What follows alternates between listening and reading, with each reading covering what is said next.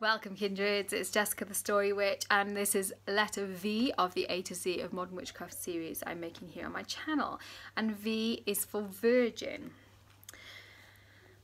And I wanted to talk about this because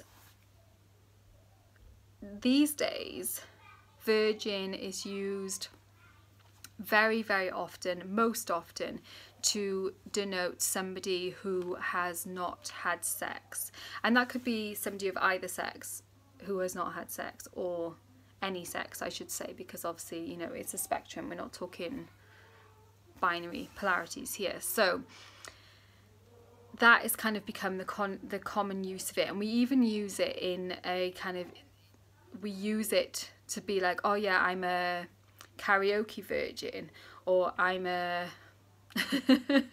what else? I can't even think of another thing. You know, what else might you not have tried? I'm a Jägermeister virgin, or whatever, you know. Really bad examples. It's been a long day.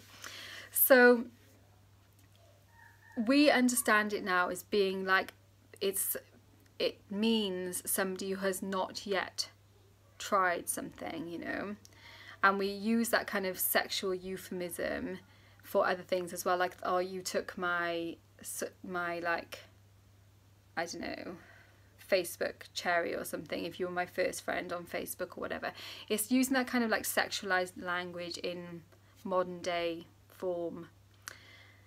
Yeah, so our understanding of virgin now is very much as a kind of a sexualized term, and usually, I suppose nowadays it would most often be, you know, we still probably most often apply it to women, but it has become something that is used for men as well more often, you know.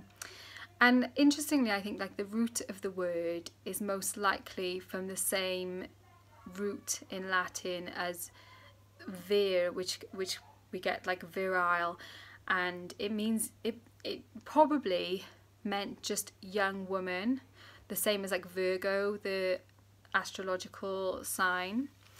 So we've come from a place where Virgo, virgin, meant young woman, not necessarily a non-sexualized young woman, who just meant a young woman, didn't necessarily have anything to do with whether she'd had sex or not, to now these days where we understand it as being very much in a sexual context. When something is not virgin, or virgin is also understood to mean pure. So when we use it, you know, like to talk about oils, for example, you know, like your virgin coconut oil or virgin olive oil, you know, it is something that is pure. It has not been contaminated.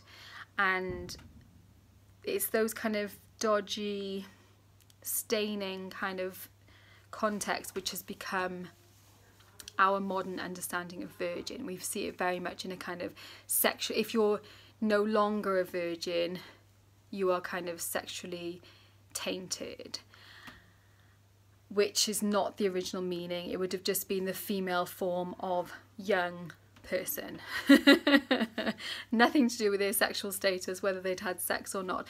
And that is why when we talk about like virgin goddesses in ancient cultures, particularly in ancient Greece and Rome, when they're virgin goddesses, not because they've never had sex, quite often the virgin goddesses will have quite a lot of sex.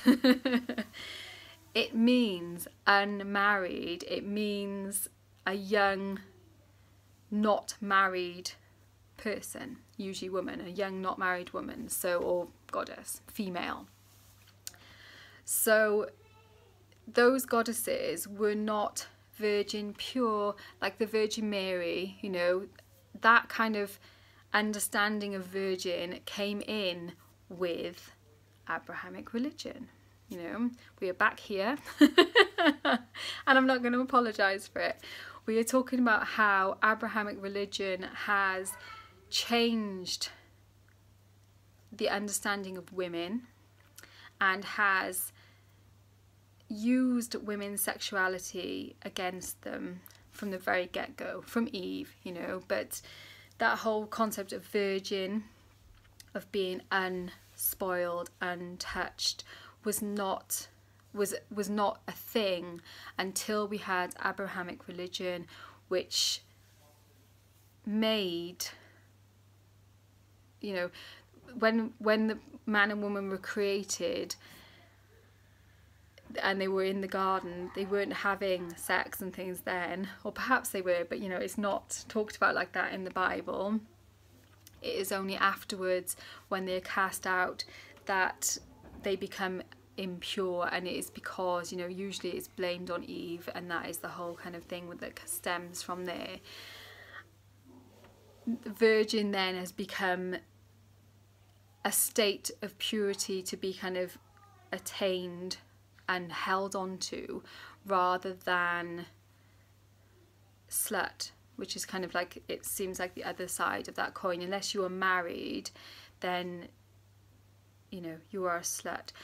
And you see quite early on in Abrahamic culture that the chastity of young women, no one cares about the chastity of young men, not an issue. They can have sex as many times as they want before they get married. Nobody's going to bat an eyelid. But for young women, it was very important, and in many parts of the world is still very important, even in cultures that like to think of themselves as much more open-minded and advanced. Women are still expected to be pure and virginal in that unspoilt bullshit kind of way when they get married, by lots of people. Not everyone, obviously, that's why we're having this conversation. So, and that has even imprinted onto women's bodies. I was watching a TED talk a while ago about the hymen, which I'm sure you'll know is a part of a female's genitalia, biological female genitalia, kind of typically female genitalia, which is people think of it as being like a kind of membrane which covers over the vaginal opening. And if you are a virgin, then your hymen will be intact, and when the first time that you have sex, supposedly your hymen will be broken, and it will probably be uncomfortable, and there will be some blood, and that will prove that you were a virgin beforehand. And that proof of female virginity status has been a massive deal. Like I said, throughout history, since Abrahamic religion, since we're in a blade culture rather than a chalice culture, going back to the chalice and the blade video that I made ages ago in this series now. It's holding us to a different standard. It's holding women to a different standard than we hold men. And it is using women's bodies and incorrect factual information about women's bodies as a way of controlling and harming women and keeping them under patriarchal control. So women, even now, I'll link that TED talk actually, because it explains, it's by two doctors, and they explain how actually the hymen is not at all this membrane thing. It is more like a kind of donut, or a scrunchie they call it. So it's more like a ring rather than a completely sealed membrane, and it's perfectly possible to break it in all sorts of ways. And some women would not even, they can have sex and their hymen will still be intact. So I think they actually mentioned that they found there was like a study where they were looking at different people's hymens, and they found one that was in like a sort of, not elderly, but like a kind of a prostitute in her 40s who still had an intact hymen. So, you know, it's bullshit. It's bullshit about women's bodies, which has been passed down, and it's not something that is irrelevant to us now, because now, if you want to, you can have hymen reconstruction surgery so that you can recreate your sealed hymen ready for your first night with your husband. And it just makes me so sad. It makes me so sad and angry that even in this day and age, we are being treated this way and we are being controlled this way, and perhaps we see ourselves as being able to kind of recreate that first sexual experience by paying lots of money to a plastic surgeon in order to create this bullshit first experience, which isn't even, it's just all so fake. It's all so fake. And I would love for virgin to be reclaimed as a term for a young, independent woman. A woman who is not, it makes no claim to her sexual status at all, because her sexual status is irrelevant. It just means that she is young and female.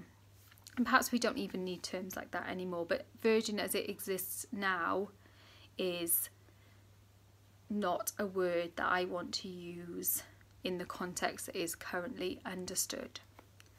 And I hope I've kind of explained why, and why I would much rather reclaim the more ancient understanding of virgin as unmarried young woman who is self-sovereign and makes her own decisions, because that is something I can get on board with. Thank you so much for watching, guys. Warmest blessings, and I will see you very soon.